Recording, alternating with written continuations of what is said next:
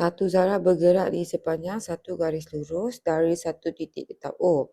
Okey, sesaran, kita bagi sesaran selepas melalui O. Okey, yang ni. So, sekarang ni soalan ni bagi S je.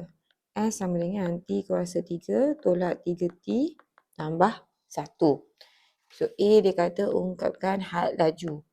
So, bila kita nak had laju, okey, ni benda yang penting untuk bab ni lah, bab kanan atas ni. Okey, bila daripada S, kita nak pergi V, kita kena buat perbezaan. So, V sama dengan ds per dt.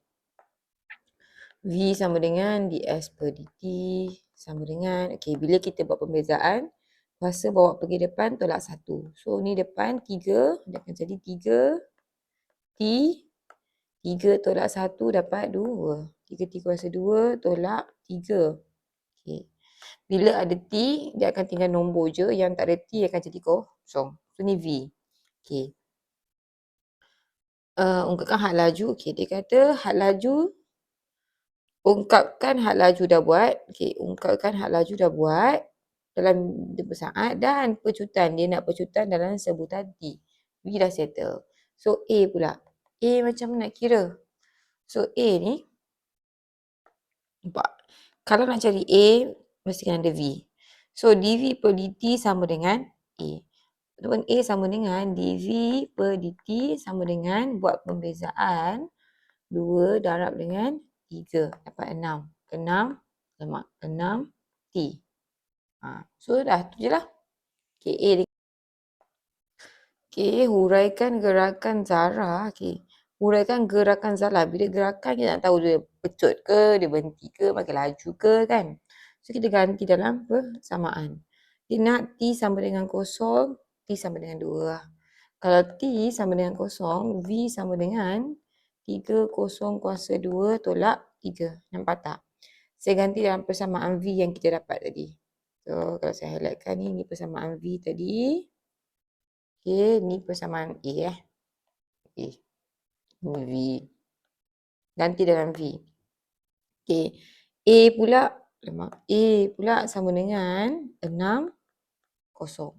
So, kita tahu bila T sama dengan 0. Okay. Negatif 3. Siapkan. So, negatif 3 meter per saat. Apa maksud negatif 3?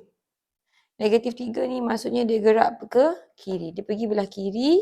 Lepas tu A dia sama dengan 0. So, kita boleh kata zarah bergerak ke kiri dengan 0. Tanpa pecutan pun boleh juga. Ke kiri dengan kosong pecutan lah. Right. Okay, C. Cari julat masa dalam, alamak, saya lupa siapa. T sama 2. Siap lagi. Kalau T sama dengan 2, soalan kan nak 2 masa. Kalau T sama dengan 2, V sama dengan 3, 2 kuasa 2 tolak 3. So, 3 darab 4, 12. 12 tolak 3, 9 lah. So, A sama dengan 6. Kita ganti dengan 2, kita akan dapat 12. 12 meter per saat.